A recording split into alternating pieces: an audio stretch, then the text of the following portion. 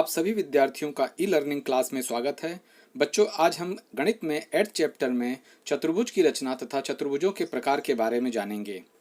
पाठ शुरू करने से पूर्व सबसे पहले हम यह जान लेंगे कि पिछली कक्षा में हमने इस पाठ से संबंधित क्या सीखा था।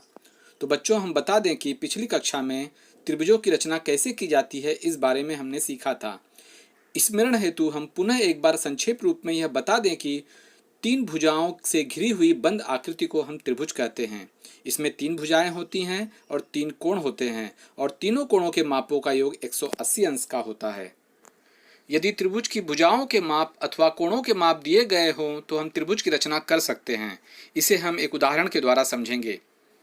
आपके स्क्रीन पर एक प्रश्न दिया गया है जिसमें त्रिभुज DEF की रचना करनी है। इस प्रश्न में माप कोण D बराबर 35 अंश है, माप कोण F बराबर 100 अंश है और लेंथ ऑफ DF बराबर 4.8 सेंटीमीटर दिया गया है। अर्थात यहाँ पर 2 कोणों के माप दिए गए हैं और एक भुजा का माप दिया गया है और त्रिभुज DEF की रचना करनी है। यह रचना कैसे करनी है अब आप देखेंगे। बच्चों, सबसे पहले हम एक कच्ची आकृति बनाएंगे। जैसा कि प्रश्न में दिया गया है कि त्रिभुज DEF की रचना करनी है, तो हम एक त्रिभुज बना लेते हैं इस तरह से, त्रिभुज DEF। चूंकि उसमें एक सौकोण दिया है इसलिए हम एक कोण अधिक कोण बना लेंगे। तो यहां पर हम जो निचली भुजा का नाम देंगे रेखा DF। यह 4.8 सेंटीमीटर दिया गया है आपके प्रश्न में। और जो तीसरा कोण है इसका नाम देंगे कोण E, जिसमें कोण D यह 35 अंश दिया गया है और कोण F यह 100 अंश दिया गया है। बच्चों, यह कच्ची आकृति है। इसी कच्ची आकृति को हम पक्की आकृति माप की सहायता से बनाएंगे। तो सबसे पहले हम स्केल की सहायता से एक रेखा खींचेंगे जिसका माप होगा 4.8 सेंटीमीटर। तो हम यहाँ देखेंगे, बड़ी स्केल ले लेते हैं। तो यहाँ पर बच्चों 4.8 सेंटीमीटर वाली एक रेखा खींचेंगे। तो यहाँ पर 0 से स्टार्ट करेंगे और 4 और छोटी छोटी 8 लाइन, 4.8 सेंटीमीटर की एक रेखा खींच दिए। उस रेखा का प्रथम बिंदु D और यह बिंदु F और इसकी लंबाई है 4.8 सेंटीमीटर। अब हम चांदे की सहायता से यहाँ पर बिंदु D से 35 अंश का कोण बनाएंगे। तो एक चांदा लेंगे, चांदे का केंद्र बिंदु D पर रखेंगे और चांदे की जो निचली रेखा होती है वह रेखा DF के ठीक ऊपर रखेंगे। और चूंकि 35 अंश का कोण न्यून कोण होता है इसीलिए बिंदु के इस रेखा के सामने से हम 35 अंश का कोण बनाएंगे।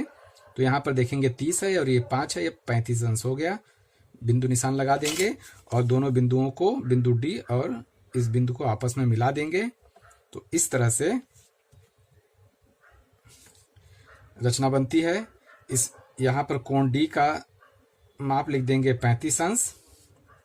उसी प्रकार बच्चों कोण F से 100 अंश का कोण बनाएंगे।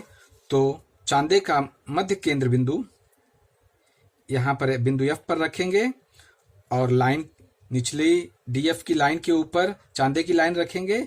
और अधिक कोण बनाना है 100 अंश का कोण, तो हम ठीक लाइन के विपरीत ओर से 100 अंश का कोण देखेंगे। तो यहाँ पर 100 अंश का कोण यहाँ दिखाई दे रहा है बच्चों, देखिए यहाँ पर है। हम यहाँ पर उसके ठीक सामने बिंदु लगा देते हैं और बिंदु F को आपस में मिला देंगे।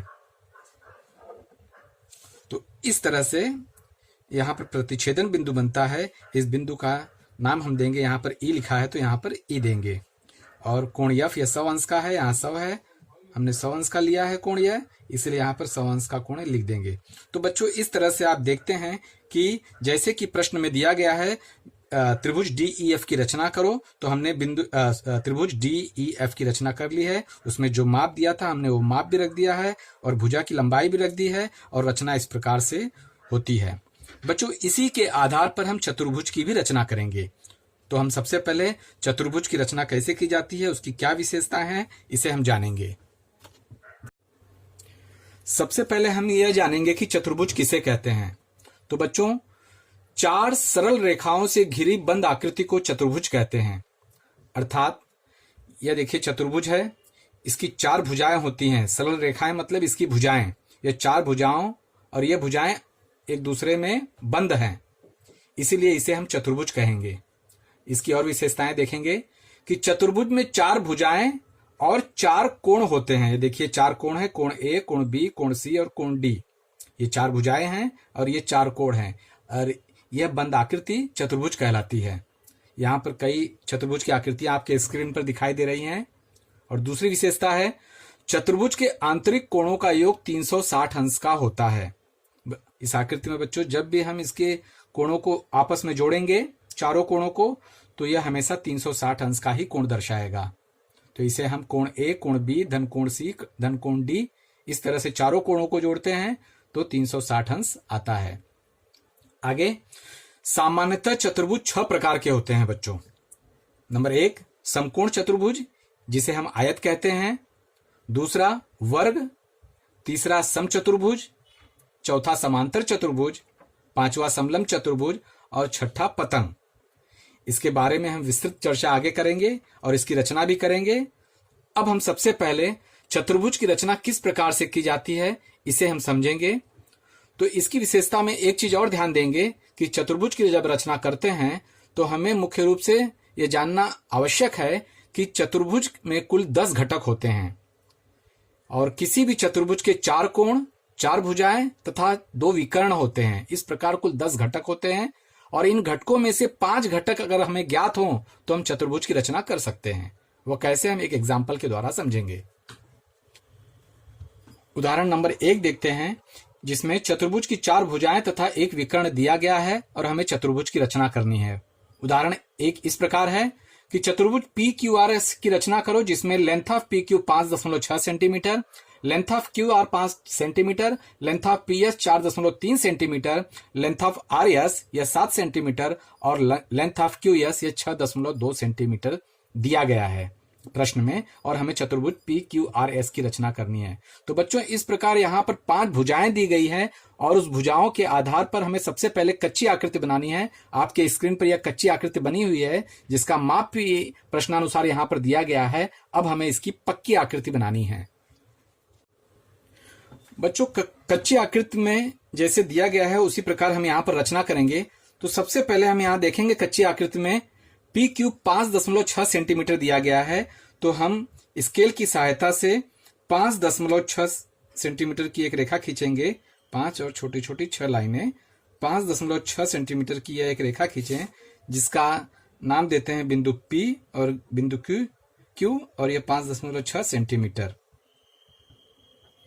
अब हम बिंदु P से बिंदु S 4.3 सेंटीमीटर की रेखा खींचेंगे। इसके लिए हमें गोला प्रकार की सहायता लेना पड़ेगा बच्चों। तो देखेंगे हमने गोला प्रकार ले लिया है जिसमें पेंसिल फंसाया है और 4.3 अर्थात गोला प्रकार का नोक हम 4 और छोटी छोटी 3 लाइन इस तरह से रखेंगे और पेंसिल का नोक 0 पर रखेंगे। तो आप देखेंगे कि हमारी 4.3 की लंबाई इस प्रकार बनती है। थोड़ा इसे ध्यानपूर्वक करना होता है। तो 4.3 यह लंबाई ले लिया हमने। इसे इस तरह से भी कर सकते हैं बच्चों कि सबसे पहले 0 पे एक निशान लगा दिया और 4.3 पे एक निशान लगा दिया और गोला प्रकार को इस तरह से फैला दिया। तो इस तरह से हम उसकी लंबाई को माप सकते हैं। इसमें गोला प्रकार हिलने डुलने की संभावना कम होती है। अब बिंदु P पर 4.3 का एक चाप मार देंगे इस तरह से। अब हम बिंदु Q से, यहां पर देखिए स्क्रीन में 6.2 सेंटीमीटर लेना है। तो हम बिंदु Q से 6.2 सेंटीमीटर की रेखा खींचेंगे। तो हम स्केल पर 6.2 फैला देंगे। तो यहां देखेंगे 6 के आगे छोटी छोटी 2 रेखा और यहां पर 0। इस तरह 6.2 सेंटीमीटर हम गोला प्रकार का नोक यहां पर रखेंगे बिंदु Q पर और 6.2 का एक चाप मारेंगे। तो आप देखेंगे बिंदु P से खींचा गया चाप और बिंदु Q से खींचा गया चाप एक दूसरे को इस बिंदु पर प्रतिच्छेदित करते हैं। तो हम इस प्रतिच्छेदन बिंदु से बिंदु P और बिंदु Q को मिलाएंगे।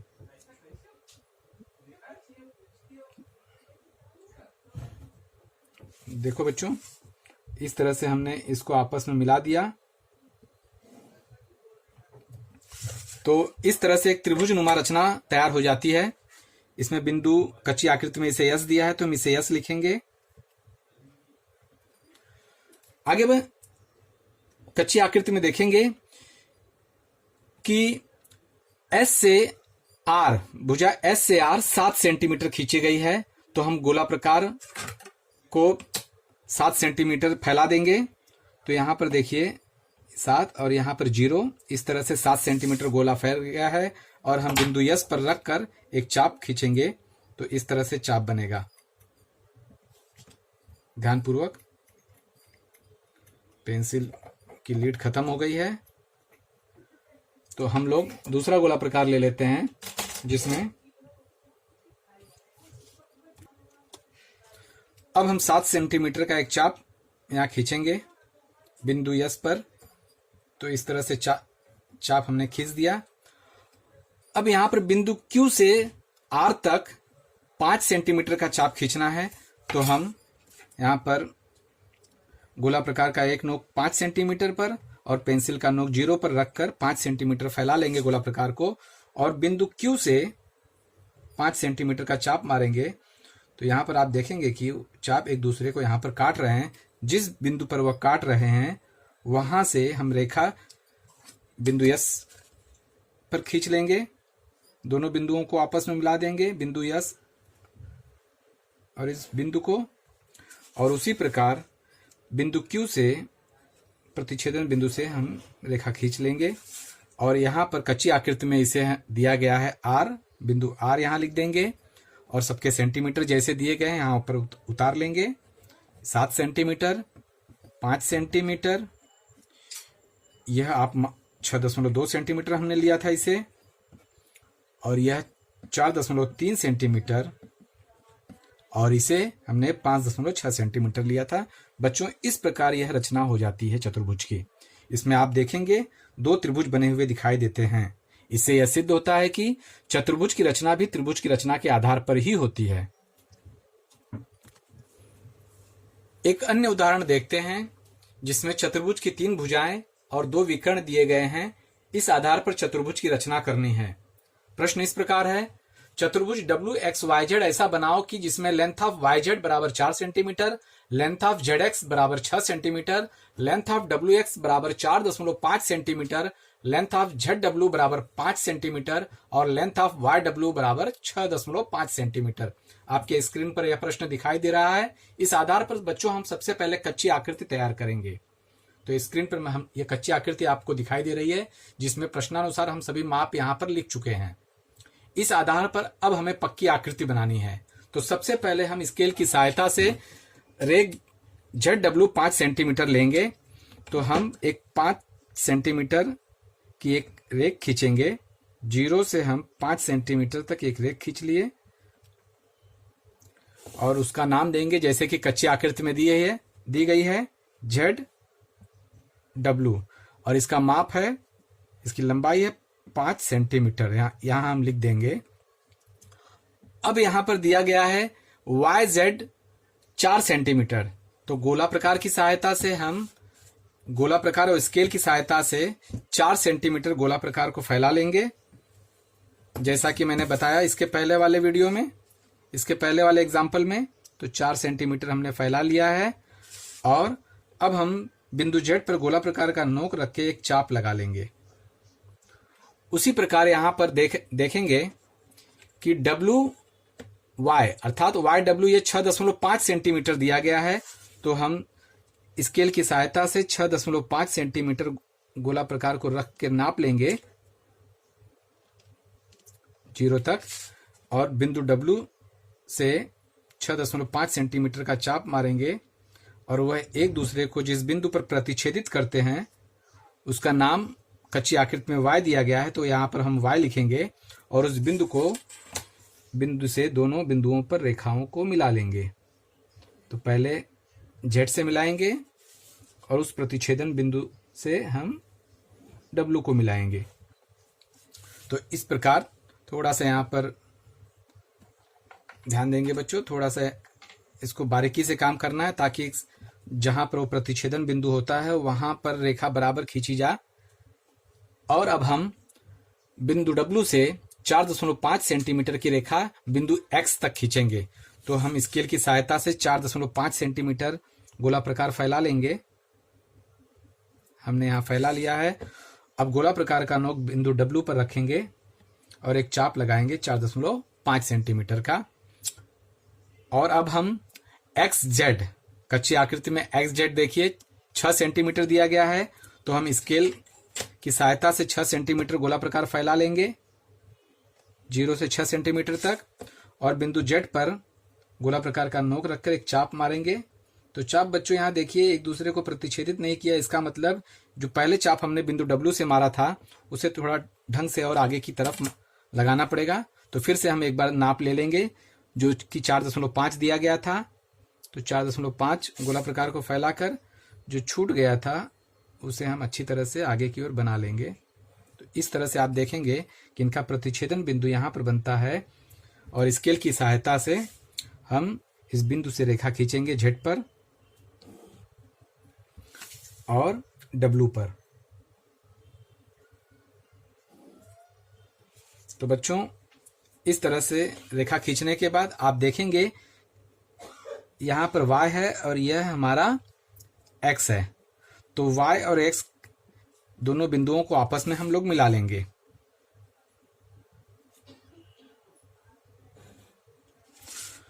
तो आप देखेंगे इस प्रकार चतुर्भुज की रचना हो जाती है। चतुर्भुज XYZW यह हम रचना हो गई। और जो सेंटीमीटर कच्ची आकृति में दी गई थी यहाँ पर हम उतार लेंगे। यह 4 सेंटीमीटर था। यहाँ से यहाँ तक YW यह रेख 6.5 सेंटीमीटर थी और रेख ZX विकर्ण ZX यह 6 सेंटीमीटर दिया गया था और रेख XW यह 4.5 सेंटीमीटर दी गई थी। इस प्रकार आप देखेंगे कि चतुर्भुज की रचना हो गई।